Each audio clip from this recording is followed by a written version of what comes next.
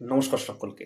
আজকের এই ভিডিওতে প্রত্যেককে স্বাগত জানাই। কিভাবে বাড়িটা তৈরি করলে বাস্তুশাস্ত্র মেনে আমরা প্রত্যেকটা দিকে সাফল্যমণ্ডিত হব এবং পজিটিভ এনার্জি আমাদেরকে চারিদিকে ঘিরে থাকবে, এটা নিয়ে আজকের আলোচনা।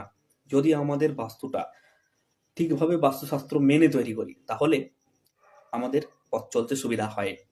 দক্ষিণ পূর্ব কোণ, এটা হলো শুক্রের ভেনাসের জায়গা। তো এই কোণে নোংরা ফেলার জায়গা অথবা কোনো রকমের সেপটিক ট্যাঙ্ক থাকা যাবে না, জলের কল ইত্যাদি রাখবেন না, কারণ এটা একটা হিটেড এরিয়া। এখানে জলের কল সাবমার্শাল রাখা যাবে না।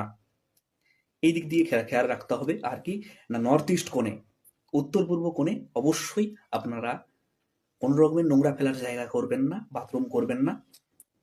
এই কোণটা ঠিক মতো ভাবে রাখবেন। আর এই কোণে যদি আপনাদের কোনো পাড়া প্রতিবেশী যদি টুকটাক বা গুপ্ত ক্রিয়া করে তাহলে কিন্তু মানসিক রোগে রোগাক্রান্ত হবেন।